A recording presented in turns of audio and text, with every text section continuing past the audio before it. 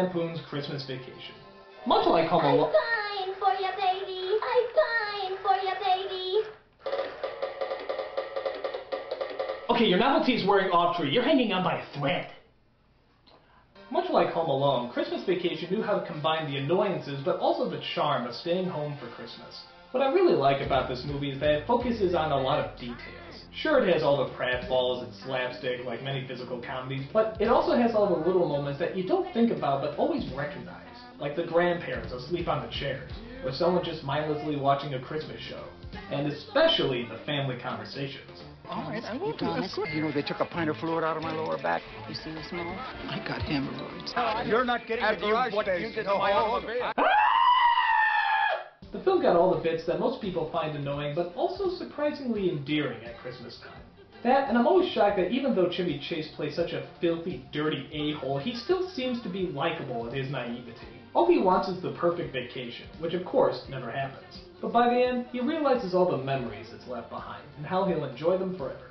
Funny, detailed, and capturing every Christmas moment, Christmas Vacation knew how to expose this holiday for the enjoyable curse that it is. And that's the... I've always been a singer, but I'm out of junk. I'm branching out. Get it?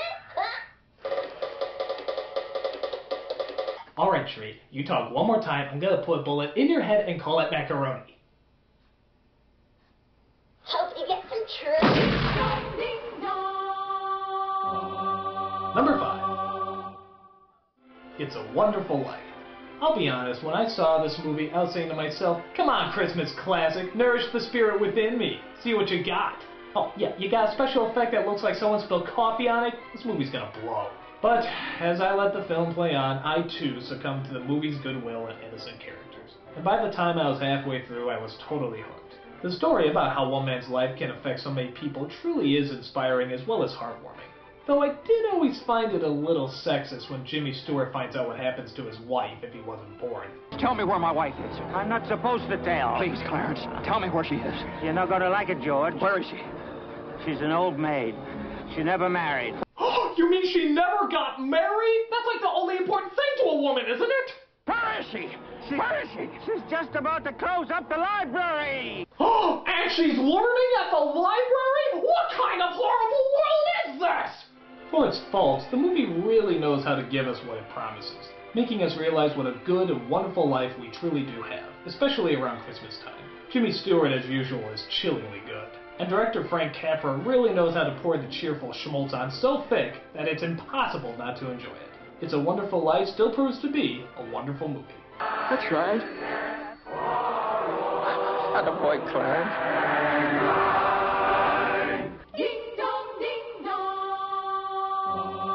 Number 4. How the Grinch Stole Christmas. It's funny how a lot of these Christmas specials seem to focus on the negative. Take the Grinch for example. He is literally stealing Christmas! And the whole special is just showing in great detail how he's doing it. And yet the Grinch is still very likable at what a curmudgeon he is. With his grinchy Grinch frown and the voice of the Frankenstein monster himself, Boris Karloff. Christmas bad! How can you not be drawn to this holiday stick in the mud? Of course, all the negativity pays off when we discover that he can't steal Christmas. No one can. Christmas is something much deeper than he could ever imagine, as he realizes in the end. Which is ironic because the name of the story is How the Grinch Stole Christmas, not Does the Grinch Steal Christmas? I thought this was an instructional video. There should be a time machine and a roadmap to Bethlehem in this movie. And don't even get me started on that pig shit Ron Howard movie. If I wanted to scare my kids with a green monster filled with hot air, I'd let them listen to one of Al Gore's speeches on global warming. Still, the Grinch was colorful, creative, and dripping in holiday cheer. Just enough to make anyone's frown turn upside down. Maybe Christmas, perhaps, means a little bit more.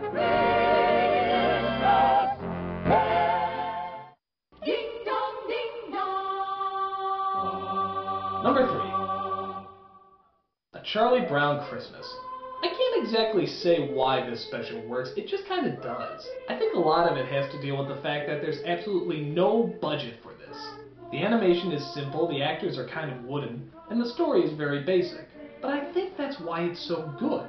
There's simply no bullshit in it. What you see is what you get. And you knew that even if these people had little money, they still did their best to give us a straightforward Christmas special. And the effort shows. It had great music, it had a wonderful theme, and there's something about the bluntness of the children that's actually very refreshing. I know nobody likes me. Why do we have to have a holiday season to emphasize it? It's not like any other Christmas special. It seems to exist in its own strange world. And that, for some reason, is kind of irresistible. Of all the Charlie Browns in the world, you're the Charlie Browniest. It's not laugh out loud funny, but I don't think it's supposed to be. It's almost like watching a Christmas pageant that you knew everyone tried their hardest to create. It's not spectacular, but you feel the effort, the commitment, and above all, the sincerity. Nothing seems manipulative at all. It's just straightforward and to the point. And somehow, it just works. Everything I do turns into a disaster. I guess I really don't know what Christmas is all about. Charlie Brown. You can't really explain it, but you can certainly feel it. Merry Christmas, Charlie Brown! Hark the herald angels sing. Ding dong, ding dong. Number 2. A Christmas Carol. Which one? Any of them. There are literally dozens of versions to choose from, each one carrying the stamp of the original Charles Dickens classic. Even the ones that are lousy still seem to have some element of good in them, simply because they're using a story that is timeless, thoughtful, and unforgettable. The Tale of Scrooge is one that we all know too well, not just because of the story, but because we've all met a person like Scrooge, someone who just couldn't get in the heart of the holidays. It's not until the ghostly apparitions arrive that Scrooge changes his tone and sees the value in what Christmas can and does bring out in all mankind. All the different versions offer many creative variations. The ghosts are always similar, but still vary in design and tone. And even Scrooge himself has gone through a ton of actors. Humbug, humbug, Humbug. humbug, humbug, humbug. Everybody's taken their shot at this story, even the Muppets. But as long as they have just a scrap of the original story, then there will always be something worth watching about it. I think my favorite Scrooge is either Alastair Sim or George C. Scott, who both found the subtlety in the character. Watch how Scott looks at his father in the past. You can just see him analyzing the man. And look at the pure disgust on Sim's face. These are both great performances, never going too far over the top. Of all things, I actually like the Disney version a lot too, mostly because they managed to squeeze the entire story in just a half hour, and yet still managed to get an emotional response. That's hard to do. Live action, animated, or even using puppets, A Christmas Carol is perfect anytime, for any generation. Merry Christmas to everybody, and a Happy New Year to the world! Ding dong, ding dong. And the number 1 greatest Christmas special is, say it with me now, A Christmas Story. I know, I'm sorry to be so predictable, but this movie just seems to have it all. Heart, innocence, and above all, a lot of humor. It manages to be both broad and detailed at the same time. This film does so well capturing our childhood that we often watch it saying, dude, how did they know I did that? I thought only I hid in the cupboard when I was afraid.